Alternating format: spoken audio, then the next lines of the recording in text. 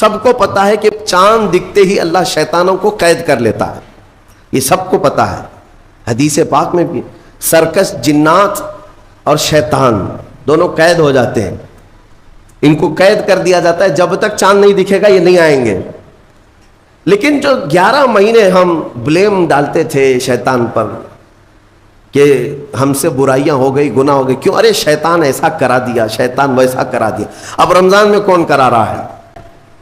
شیطان تو ہے نہیں، پھر فجر میں سوتا کیوں ہے؟ بغیر نماز پڑھے ٹانگ پھیلائے ویسی نماز قضا کر رہے، کون سا شیطان تمہیں سلایا؟ ابھی تو شیطان ہے نہیں۔ ابھی بھی بہت سارے لوگ چوری کا کھانا نہیں چھوڑتے، بہت سارے لوگ جھوٹ، دغا، غیبت یہ رمضان میں بھی نہیں چھوڑتے، تو یہ ان کو کون سا شیطان کروا رہا ہے؟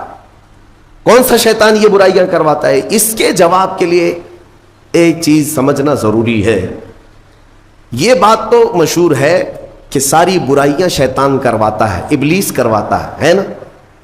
لیکن آپ کو وہ واقعہ معلوم ہے جب آدم علیہ السلام کو اللہ تعالیٰ نے پیدا کیا اور سارے فرشتوں سے کہا کہ سجدہ کرو، کل ہی کی تفسیر میں نے عرض کیا، اس میں ابلیس بھی تھا۔ ابلیس بھی اس وقت بہکا ہوا نہیں تھا، گمراہ نہیں تھا، وہ اچھا تھا۔ ابلیس تو بہت عبادت کرنے والا تھا اللہ تعالیٰ کی، تو اس نے اللہ کے حکم کو ٹال کر آدم کو سجدہ نہیں کیا، غرور میں کھڑا رہا، نافرمانی کیا۔ تو اب میں یہ سوال کرتا ہوں کہ ہر ایک کو گمراہ کرنے والا شیطان ہے، تو شیطان کو کس نے گمراہ کیا تھا؟ اس کو کس نے روکا سجدہ مت کرنا آدم کو؟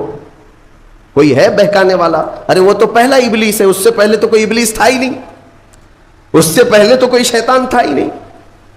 شیطان کو کس نے روکا کہ تو بڑا ہے، تو بلند ذات والا ہے، آدم مٹی سے بنا ہے؟ یہ خیال کس نے ڈالا؟